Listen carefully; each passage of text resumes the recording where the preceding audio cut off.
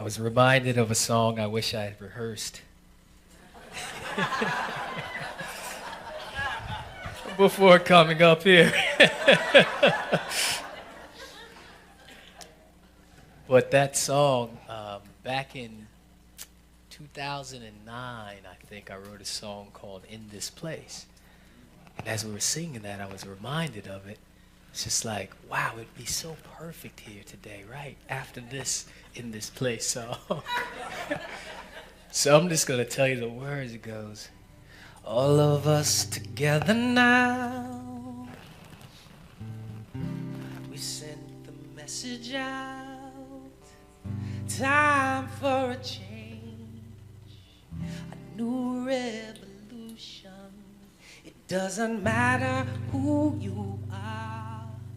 You remember that day. And this time we can say we did it. We did it. Passion burns the floor of a house built on apathy. And the walls come crashing down. And we rise up with the sound of passion and freedom ringing in this place. In this place, I feel right at home. In this place, in this place, I feel fine. In this place, in this place, I feel right at home. In this place, in this place, I feel fine. Halls of democracy ring out, celebrating victory. Marks a new day in history when the whole world sang, we have overcome. Yes, we've all overcome. And the people ran out in the streets like it's New Year's Eve. What a beautiful sight to see, yeah. In this place, in this place, I feel fine. In this place, I feel fine. One more time. In this place, in this place, I feel right at home. In this place, I feel fine. Not bad for not rehearsing. Thank you. Thank you. So I couldn't help but think of that song as we're singing In This Place. I love that one by David Alton. And that song we just sang really can be about giving thanks for whatever, any celebration. Interestingly enough, it was about the political change that happened way back in 2008, right? And then it happened again recently. We saw another swing. And I probably don't need this mic. Too heavy. There we go. We saw that political swing. And what is so interesting about it is we get to see the limitless expressions of the divine. We don't always think of it that way, though, right? But we do hear and we do know and we begin to recognize that God is. All is one. God is expressing, playing as you and as me in all these different extensions and forms and illusions, but God is. One of the things I've found the most peace in, especially recently, has been the practice of alignment. And specifically, I'll share it with you so you know what I'm specifically referring to. I do a practice and share practice that's really simple, and it gives that direct centering or presence Other labels we call it. And the way I receive it is alignment, aligning with source, aligning with that oneness. And the practice, we'll do it real quick just to start off. Take a breath with me.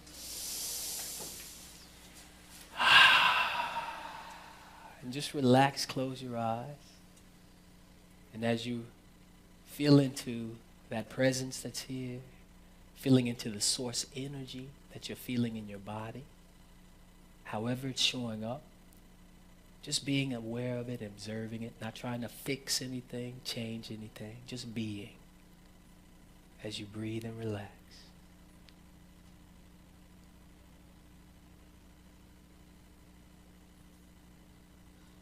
And just for the sake of it, we're going to think about what we're grateful for in this moment.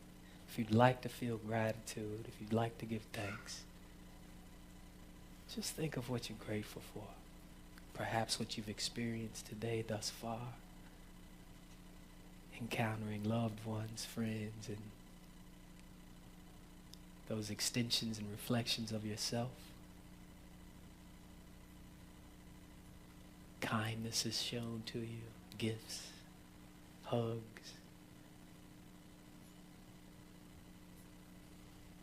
Just giving thanks, reflecting, observing, feeling.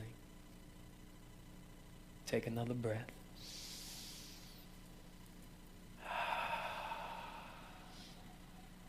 And what we'll do in this moment is simply repeat silently in our mind. Align, align, align. We are engaging our will as we breathe and relax, simply saying align, align, align.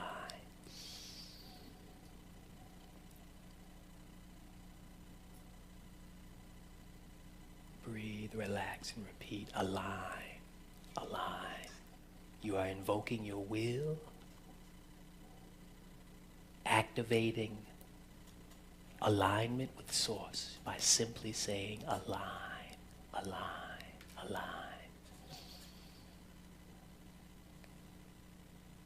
Now take a breath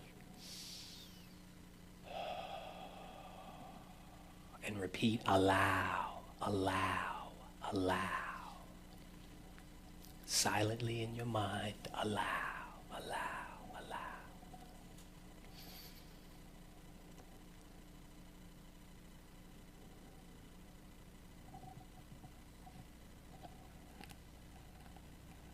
Take a breath.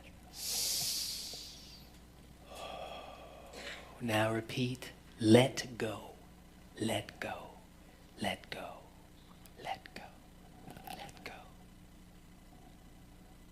Silently in your mind, let go.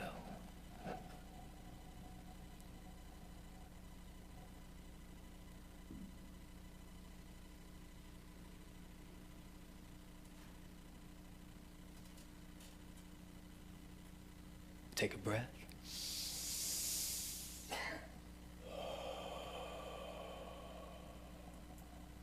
Or you may open your eyes and bring yourself aware of this reality we have co-created together. What is interesting is you can practice that alignment meditation as a mindfulness practice from moment to moment, or you can choose something else. On our journey, what's important is that we find what works for us. We find a practice that assists us with aligning with source from moment to moment. Why is that important? Why is that necessary? It's not really necessary until you're ready to experience higher good. It's not necessary until you're ready to claim your birthright, until you're ready to awaken to your power. So we don't have to find a practice that works for us and assists us in alignment from moment to moment, because we still get to experience what does it feel like to create a reality that tells us we are limited and separate, that tells us we are subject to harm and death and sickness. We get to experience that. It's not right or wrong. It's part of our creation. We get to experience what does it feel like to see a political leader who I disagree with and to think that I am different and somehow better and he is somehow worse. We get to experience that creation, misperception, and separation that we believe in. We give that power to it. So it's not necessary to align. It's not necessary to align from moment to moment and experience that connection with the oneness until we're ready to let go of those things. Let go of the misperceptions we've created. There's nothing wrong with these illusions that we see. The greed and deception and violence and appearance of harm, all these things that we see. That great master teacher we were referring to earlier who came out to say, be in the world, but not of the world. Don't think this is real. Don't get caught up and put your treasure in your body. Keep the treasure in the things and all of this stuff, the world of form. Where your treasure is, that's where your heart is. You put your treasure in the world of form that's temporal and ever-changing and crumbling, your heart's going to be tore up. It's going to be, oh, I lost something again, right? Because it's so temporal. We don't have to align unless we want to begin to wake up and let go of that attachment, that belief that this is real. We start to wake up and start to free ourselves from the cycle of suffering through that alignment. We don't have to choose that. Eventually, we begin to choose it because of the suffering. I like to think of the scale of when our attachment to suffering, and yes, we love to suffer. It's all good though. Suffering is not bad.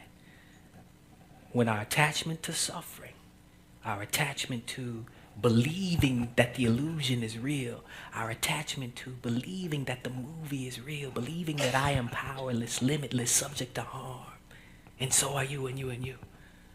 When our attachment to that creates the suffering, that desire is eclipsed by the desire to break free. So this suffering happens and our desire to break free of it starts to grow. When that desire eclipses or is great enough, we decide to choose differently. We decide to awaken. We decide to say, whatever the power is, show me something that works. Because I have repeatedly stubbed my toe. I have repeatedly banged my head on the wall. I have repeatedly suffered.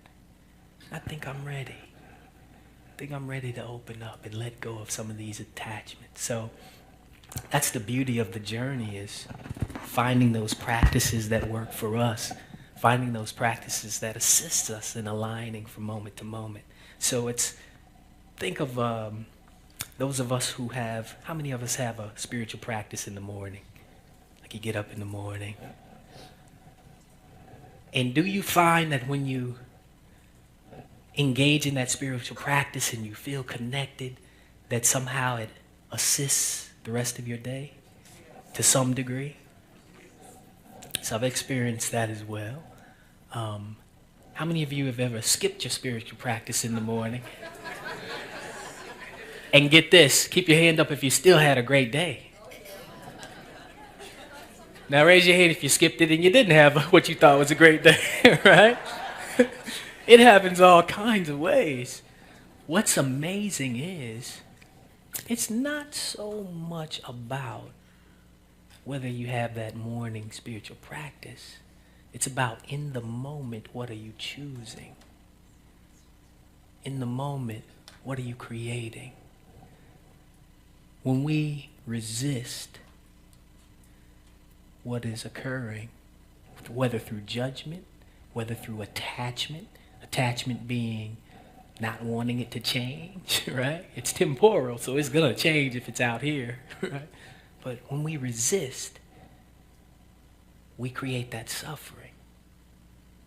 So our resistance, whether through judgment, whether through attachment, whether through misperception and misbelief that I am less than or greater than, unworthy or what have you, or you are less than, all of that is a form of resistance. What's the opposite of resistance? You would think you would think it was allowing, which it's part of it, but that alignment. It's either resistance or alignment through allowing, through whatever practice we choose. But that the essence of it is that alignment. So as we align, we can begin to release the resistance. So it's either resistance or alignment. Resistance equals suffering. Alignment equals bliss, our birthright, joy, love, whatever is in the moment to be experienced as source. That's what it equals. And it's dynamic. That's the beautiful thing. I used to think through practicing alignment from moment to moment. Okay, I'm going to align, allow, let go, let go. I would feel the source energy moving through. It would remove blocks, remove energetic things, give insights, let go of misperceptions and all this stuff. And I'm like, all right, where's the bliss? Where's the bliss? I'm waiting for the bliss. Well, you kind of missed the bliss. You got this concept that it feels like this when all this time you're having the bliss unfold. You're just like ignoring it because you have a misperception of what bliss is. Bliss is always available. Bliss is aligning with source and experiencing what is. If everything is for us, what is God, is love. It's just our misperceptions, our beliefs in all these constructs and ideas of what is real that we have created so much resistance and separation to the I am that is showing up and arising within right now, right? So it's that alignment, finding the practices that work for us to align, that assists us in expanding that awareness so we can become conscious of what we are subconsciously choosing, how we are resisting, how we are judging. I go through it like amazingly often, waking up to how I am being limited as I'm choosing to align and recognizing and seeing, oh wow, I am judging this, I'm resisting that. Oh, well, it's not to judge myself, it's to recognize, oh, I can let go of that. Oh, this is where I'm bumping my head again. That's where this suffering's come from. Oh, this is where I'm stubbing my toe over here. Oh, okay.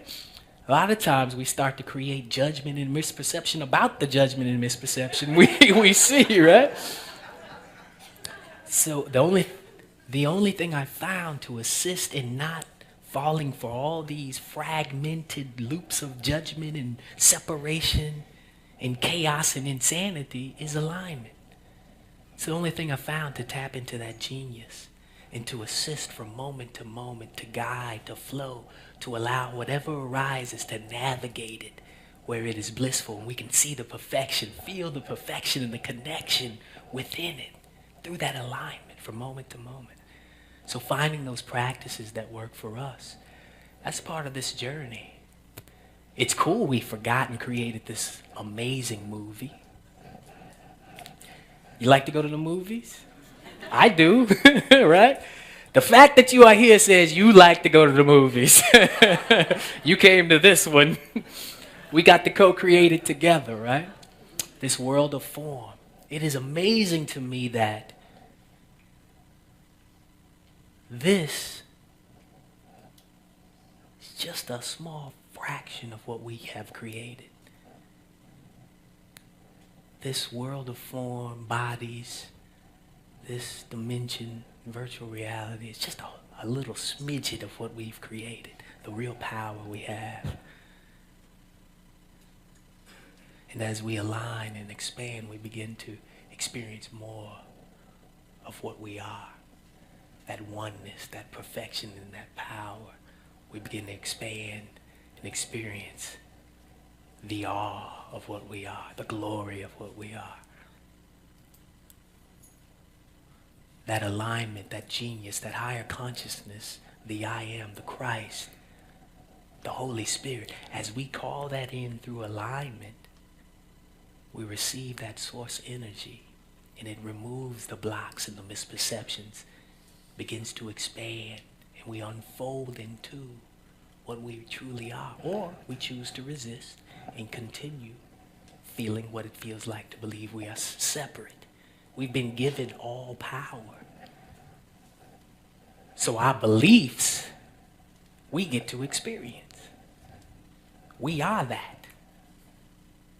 As a man thinketh, right? As a woman thinketh, as they thinketh, so shall it be. We are that. We've been given all power. We are master creators.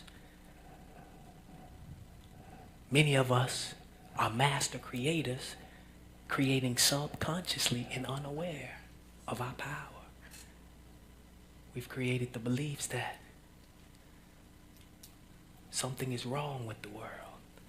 Created the beliefs that there is good and there is evil. Created the beliefs that there is right and there is wrong. There is separation and there is oneness. We've created these beliefs, but it's not you as just the individuated point of awareness on the spectrum of infinite consciousness. You are all that. And you have created all sorts of beliefs, infinite. You've just chosen subconsciously to believe this or that. So as you expand that individuated point of awareness through alignment, expand into the consciousness that you are, you begin to see, and in fact, that alignment does the work. Through that alignment, allowing that source energy in, it gives the insights. You don't have to do it from the egoic conditioned mind. I love the Old Testament that says, lean not into thy own understanding. In all thy ways acknowledge I am, and it shall direct your path. That old wisdom, right? You learned it in church if you grew up in the South, I can tell you that. But that old wisdom was trying to tell us there is genius, consciousness that will direct your path. Even the New Testament said it. Yeshua taught, I will send you a teacher, the Spirit, Ruka, and it will remind you of what I have taught and teach you all things. Wait a minute. You mean to tell me there is some force that can teach us all things? And remind us of what the great master teacher, the Christ taught? Yeshua? It's like it's accessible. How we access it doesn't matter. It's just about finding what works for you. Whatever practice that works for you. Hopefully that align, allow, let go practice works, but you find what works for you. When I teach that practice, I often say, now, switch it. Go, align, allow, let go. Or, let go. Align, allow. Try, experiment with it. See what works for you. Or, align, allow, let go. Some moments, that works better for me than doing it fast. Some moments doing it fast works. Some moments I do something else. What works for you, part of the journey is finding the practice that works for you from moment to moment. Sometimes it's making love to my wife. That's been our meditation some mornings. I'm not even kidding. You know? It's a beautiful thing, right? It reminds me. I have the power. Create the bliss. It's my birthright. Sometimes it's a nice hug. There's just so many things we we can harness to remind ourselves of that bliss that is our birthright, that oneness, that perfection that's always present, that power that we have. We choose resistance or we choose alignment. That's choosing suffering or bliss. And like the scary movie, I used to watch Friday the 13th, Freddy Krueger, all that stuff when I was young and loved it. Couldn't get enough. Now our kids are going through that phase. Daughter staying up late, watching some scary movie this weekend. She had a long weekend. She came out. Wow, have you watched, I think it was called Death Note. Have you watched Death Note? I was like, yeah, I've seen that. She's like, wow. She's frightened but enjoyed it, right? She really enjoyed it. Sometimes we like to be frightened. We like the fear. We love to suffer. Right? Sometimes we just want to suffer. And there's nothing wrong with it. Often we get in the spiritual arena, the spiritual path, and we begin to think that, and I'll be the first one to raise my hand, begin to think that it's more noble to align and awaken. It's a more noble thing than to judge and suffer and be stuck in these lower vibrations of hatred and guilt and shame and all that stuff. It's not better or worse. It's not more right or wrong. It's all oneness. The question is, how does it feel? How does it feel? Relative to shame, anger might feel good. How does it feel? Relative to depression, judgment might actually spur you to do something. How does it feel? So it's not about looking at the external and judging this and judging, resisting this and resisting that. How does it feel? It's not about calling this perfect, calling that one, calling that holy, and calling that holy. How does it feel? Find that practice that works for you to assist with that alignment and that relief. Oh my goodness, that peace. We're experiencing it here. That presence. I give thanks for Sister Jean. I was going out looking for my phone earlier. Luckily, my wife remembered or suspected I'd closed it in my guitar case. She was right. But I was walking out looking for it, and I was trusting. It's like, it'll show up. Don't know where it is yet. Jean comes out around the corner. She's like, oh, Brother John, let's pray in. We're going to pray in. You want to pray in? I'm like, yeah, that'd be great. We go around the little corner, and she's like, yeah, usually David will pray in, but I'll pray in. Is that cool? I'm like, sure, that's great.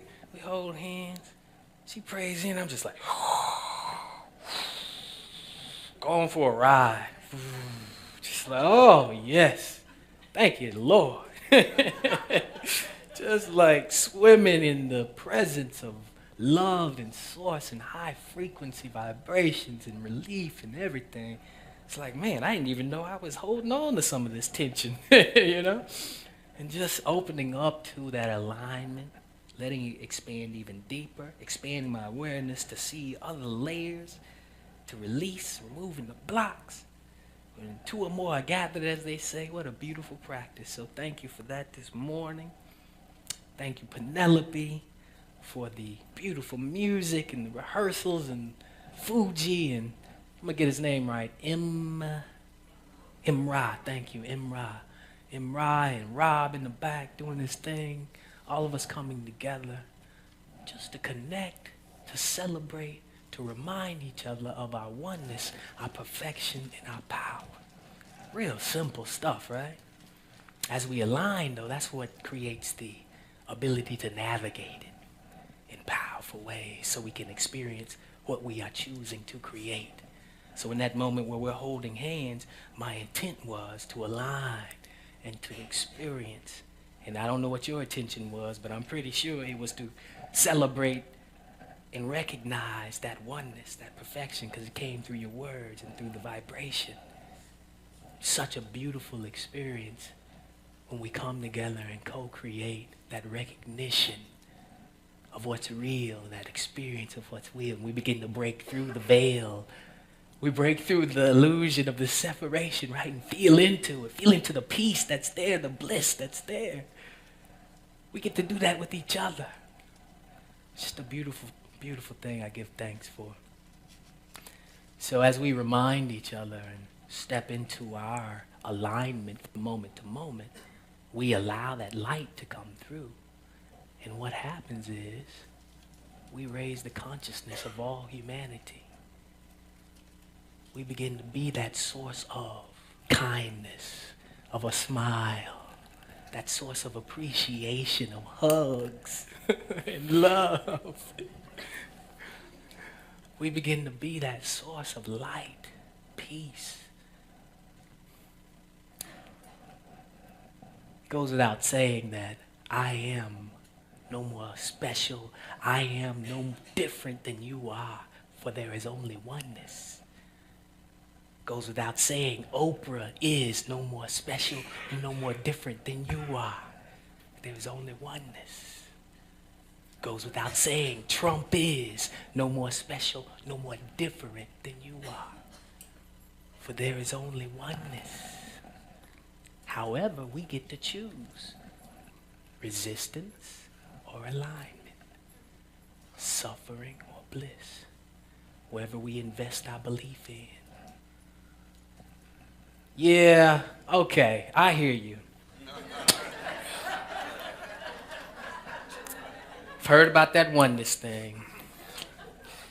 Yeah, okay, but all right, I get what you're saying about Trump, maybe, but let's talk about the latest shootings. Let's talk about that. What about the violence and gun control? And what about killing and murdering, senseless acts? What about that? Where do we choose to place our belief?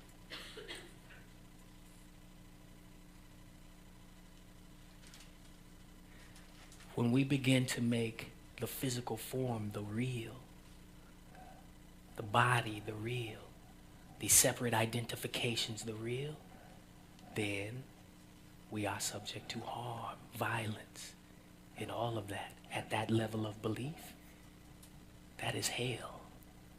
It's a nightmare. How does it feel? I'm not saying it's right or wrong, just it is what it is. How does it feel to know that life is so subject to harm, it can be snuffed out by some random act of violence and chance? Will gun control stop that? Well, there's people having accidents and dying, heart cancer, disease, this, that, and the other every day. How are we going to stop that? It's an endless cycle of suffering. As soon as we get gun control, went to Canada, they don't allow personal guns, right? That didn't stop death.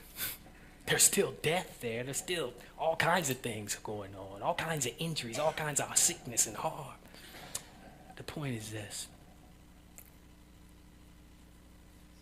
The gun control, the violence, the death, all those things are not the problem. If we want to solve it, it takes that alignment to begin to recognize that our belief in those things, our belief in form, our belief in separate identification, in the temporal nature of form by definition, the changing, our belief in these things is causing the suffering. For that which is eternal, that which you are, the essence, is changeless. All things that are illusions change. Even, get this, vibration and frequency. By definition, they oscillate, they change. The electrons, oscillation, change. They are the creation. You are the creator. Where is your identity? Alignment assists you in reclaiming your sanity and recognizing that your identity is as the creator, the observer, the I am. Whereas resistance believes in the separation. It believes it is the creation. That conditioned, limited perception and thinking, right? So I invite you simply to find a practice that works for you. Find a practice that assists you in expanding your awareness from moment to moment so you can take back your conscious mastery, your conscious power to create. You all know this already. I'm just reminding you, of course.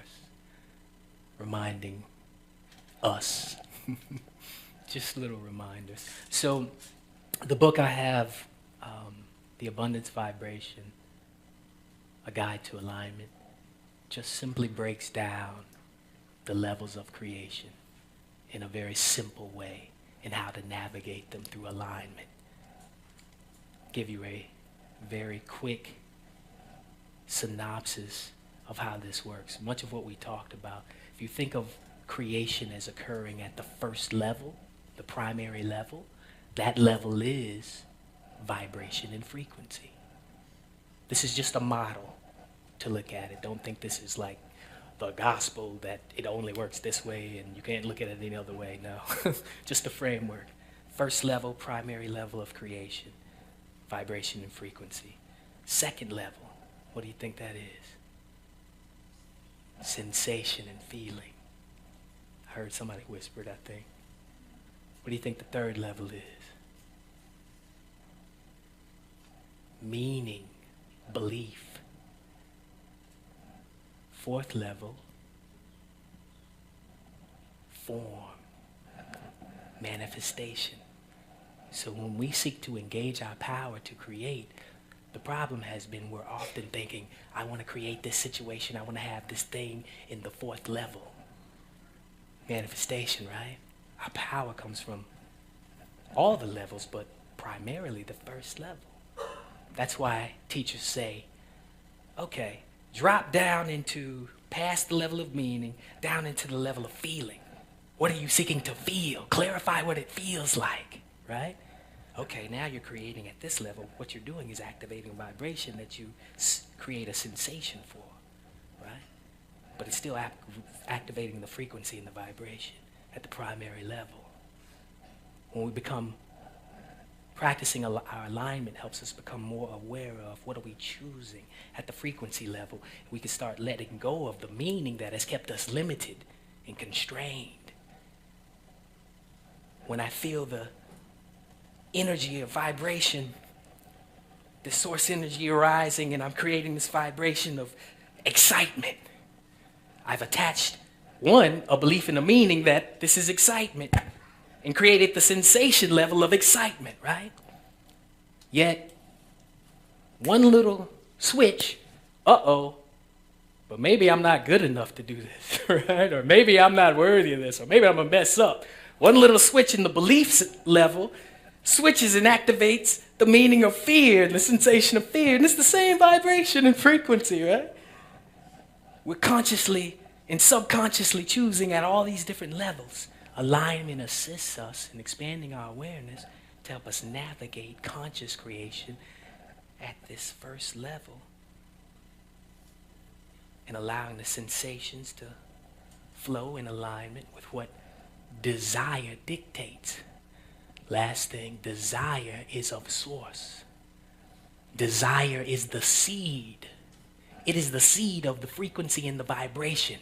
Whether you choose gratitude to water it, whether you choose alignment and whatever practice you choose to expand and amplify that seed of desire, that seed of the very vibration you wish to experience. Whatever practice you choose, the point is to allow that desire to be fulfilled. Many times a desire arises, and what do? We project at the fourth level. Oh, I feel this sensation.